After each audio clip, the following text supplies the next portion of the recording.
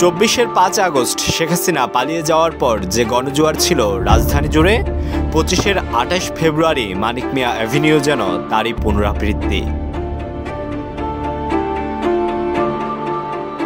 জুলাই আগস্টে স্বৈরাচারের চোখে চোখ রেখে লড়ে যাওয়া ছাত্র জনতার সরব উপস্থিতিতে কানায় কানায় পূর্ণ ছিল সংসদ ভবন এলাকা। মিছিল আর স্লোগানে প্রকম্পিত চারপাশ।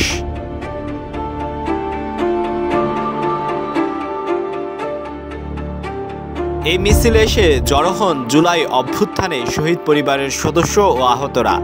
যে ত্যাগের বিনিময়ে নতুন বাংলাদেশ তা পুনর্গঠনে স্বপ্ন দেখছেন তারা। আপনারা জানেন গত 16টি বছর সবচেয়ে বেশি টর্চার জুলুম সহ্য করেছি আমরা। আমি ব্যক্তিগতভাবে 3 দফায় লম্বা সময় রিমান্ড এবং জেলে ছিলাম। বিশেষ করে 21 থেকে 23 লম্বা সময় আমি জেলে ছিলাম। মূলত এই জেল এবং এই কুরবানির একটাই লক্ষ্য ছিল দেশ যাতে ফ্যাসিবাদ মুক্ত হয়, দেশে যাতে মানুষ স্বাধীনভাবে নিরাপদে ধর্মকর্ম পালন করতে পারে। তরুণদের নতুন রাজনৈতিক দলকে শুভেচ্ছা জানাতে হাজির হন বিএনপি, জামায়াত সহ বিভিন্ন রাজনৈতিক দল। ছিলেন বিভিন্ন দেশের কূটনীতিকরাও। দলের সাথে জোটবদ্ধ হবেন কিনা কেবল আত্মপ্রকাশ হচ্ছে। সিলেট থেকে একটি বিশাল মিছিল নিয়ে আমাদের মাঝে কেবল আত্মপ্রকাশ হচ্ছে। রাজনৈতিক দল রাজনীতির ময়দানে যখন এসে যাবে তখন ফ্যাসিবাদ বিরোধী সকল রাজনৈতিক দলের সঙ্গে আমাদের যে যোগাযোগ, আলোচনা, জাতীয় ঐক্যের যে চিন্তা, সেটাই নতুন দলের সাথেও আমাদের চলবে।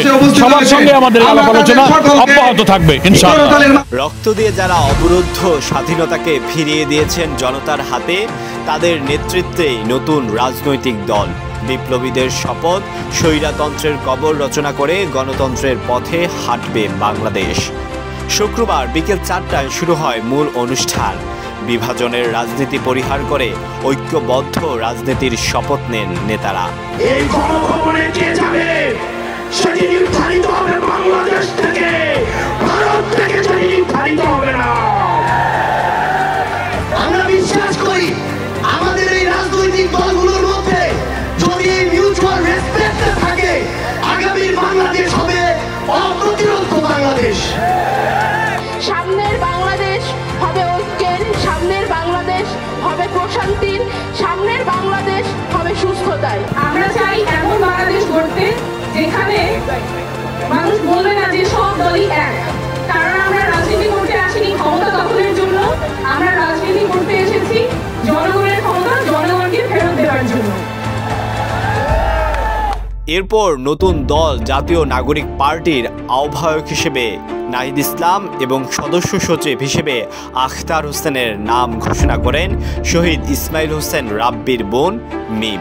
আহ্বায়কের নাম হচ্ছে নাহিদ ইসলাম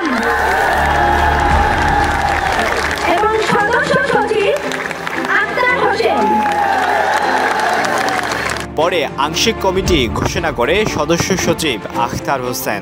জাতীয় নাগরিক পার্টির আহ্বায়ক হিসেবে দায়িত্ব পালন করছেন 1 দফার ঘোষক নাহিদ ইসলাম।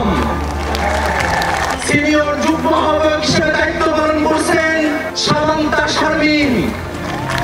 আরিফুল ইসলাম আদিব। সদস্য সচিব হিসেবে দায়িত্ব পালন করছি আমি আখতার হোসেন। সিনিয়র যুগ্ম সদস্য সচিব হিসেবে দায়িত্ব পালন করছেন ডাক্তার তাসলিম জারা, নাহিদা সরোয়ার নিভা। মুখ্য সংগঠক দক্ষিণাঞ্চলের দায়িত্ব পালন করছেন গণ অভ্যুত্থানের অগ্রসেনানী আমাদের সকলের পরিচিত মুখ হাসনাত আব্দুল্লাহ।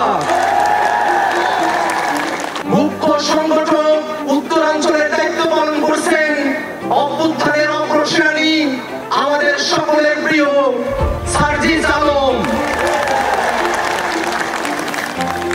মুখ্য সমন্বয়কের দায়িত্ব পালন করছেন জনাব নাসিরউদ্দিন পাটোয়ারি।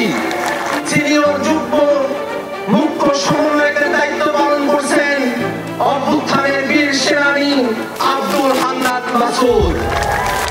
তথ্য উপদেষ্টার পদ ছেড়ে নতুন দলের দায়িত্ব নেয়া নাহিদ ইসলাম জানান, নতুন রাজনৈতিক বন্দোবস্ত চায় বাংলাদেশ। বাংলাদেশে পাকিস্তান কিংবা ভারতপন্থী রাজনীতির ঠাঁই হবে না বলেও সাফ জানান তিনি। আমাদের দেশ, আমাদের অধিকার, আমাদের ভবিষ্যৎ, আমাদের সেকেন্ড রিপাবলিক অধরা কোনো স্বপ্ন নয়, এটি আমাদের আজকের দিনের সামনের বাংলাদেশের প্রতিজ্ঞা। আমরা কি সবাই প্রতিজ্ঞা করছি আমরা সেকেন্ড রিপাবলিক করব? ইনকিলাব ইনকিলাব ইনকিলাব ইনকিলাব, ক্ষমতা না জনতা, ইয়াপস না সংগ্রাম, দালালি না রাজপথ। মুহুর্মুহু স্লোগানে জাতীয় নাগরিক পার্টির আত্মপ্রকাশকে স্বাগত জানান ছাত্র জনতা। আলোয়ান খান, ঢাকা প্রকাশ।